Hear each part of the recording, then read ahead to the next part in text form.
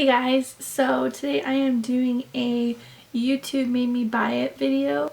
There's one girl that I watch, her name, I think it's Thick Thrift or Thrift Thick, and she does YouTube and she does these videos called YouTube made me buy it, and I really like them and I love her channel, so I thought I would do like a version of one of her videos and yeah, see if you guys like it, and if you do, let me know and I'll do more videos like this. So today I am testing out the L'Oreal True Match Lumi cushion. Looks like this. And my color that I got is N2. I don't think it's gonna match me because I'm so pale, but that's the only color that they had that was like closest to my color. So I was like, okay, I guess this is what I have to get. I don't really have a choice. So there's usually like a little plastic here, but I took it off. And it just looks like this.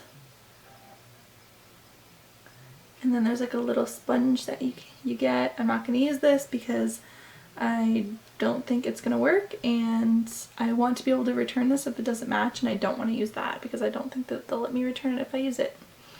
So it's got like where the little thing's supposed to go, the sponge, and then you pull it up and then there's like a little flap, and then there's the foundation in there. So I'm going to use a beauty blender today because that's my favorite tool to use for foundation, and I just have like the original pink one. This one's like super old, but it's like my ride or die. I have the newer beauty blenders, but I feel like they're not the same material. I don't know, I might be crazy. And I also have used the Real Technique sponge, and it's not quite the same. And I'm thinking about doing like battle of the sponges and have the beauty blender and the Real Technique sponge and tell you what I feel about them and if what one I like better. Obviously I like the beauty blender better, but just tell you why and my experience with both sponges. So I might do one of those, but we're gonna do this today. So it's supposed to be like a buildable luminous foundation. It doesn't say full coverage anywhere, but it's supposed to be buildable, whatever that means. I have super dry skin, so I'm just gonna put on a lotion first. I'm gonna use the MAC Strobe Cream and just put that all over my face.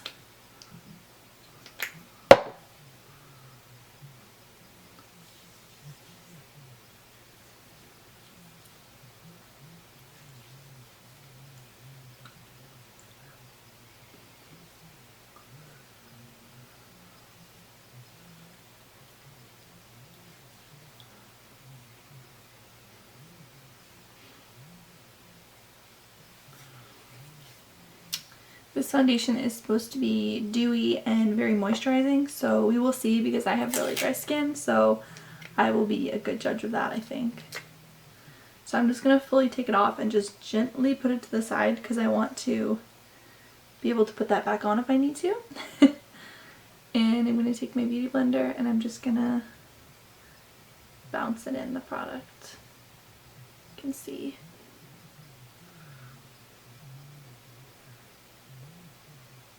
It's not a bad match.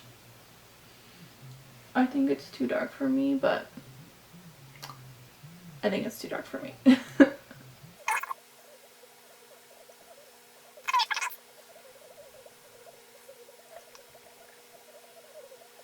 And this foundation for me retails for $25, which is insane for the drugstore. But that's how much it costs where I live in Canada. I think it's definitely too dark for me.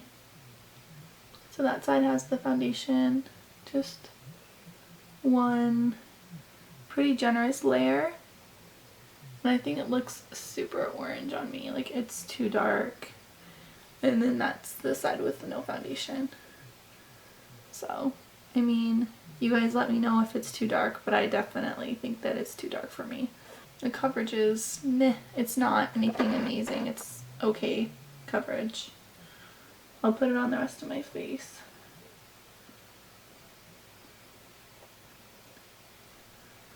It has a nice finish. I prefer a little bit more coverage. And it's very wet feeling. It might be just because of my beauty blender too, but it feels very wet.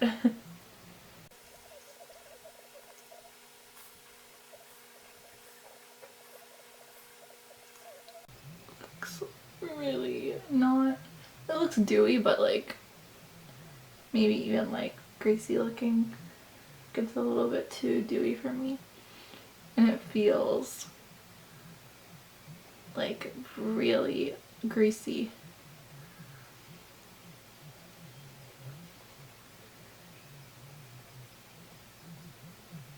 And I have dry skin and it feels really greasy on me. So that's what the foundation looks on me. All over my face.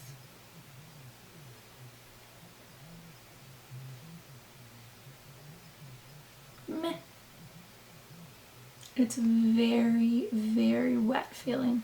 Once again, I don't know if that's because of my beauty blender because it's so damp, but normally foundation doesn't feel this wet on me. I don't know. It just feels so wet. Like I don't know how somebody with oily skin could wear this because it's just too oily for me. So I'm just going to take some translucent powder and just set my face.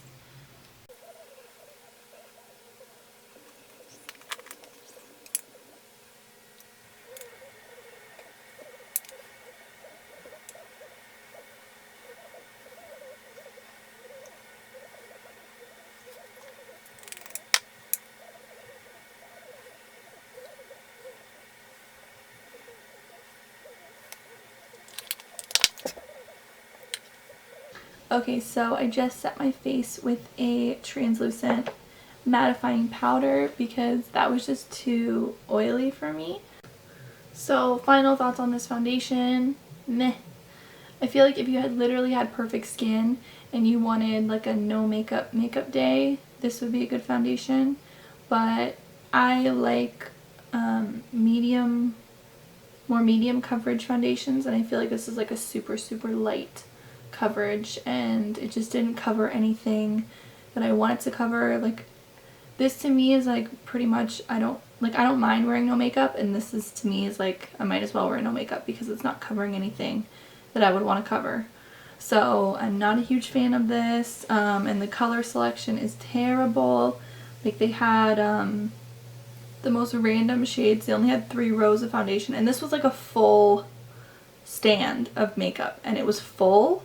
Nobody had really bought any and they had like no colors, so it was pretty disappointing. I did get a color that was fairly close to what I would wear, and I still don't like it. So, and it's $25. Like what? Who spends $25 on a drugstore foundation? So I'm definitely gonna stick with my CoverGirl Outlast. Is that what it's called? Outlast Stay Fabulous. This is my go-to, and I'm gonna continue with this baby because it's so good. And yeah, not a fan of this foundation. So I don't know, you can try it out for yourselves, but for $25 if you live in Canada, don't bother. Just keep going with what you like. So yeah, I'll see you guys soon. Bye guys.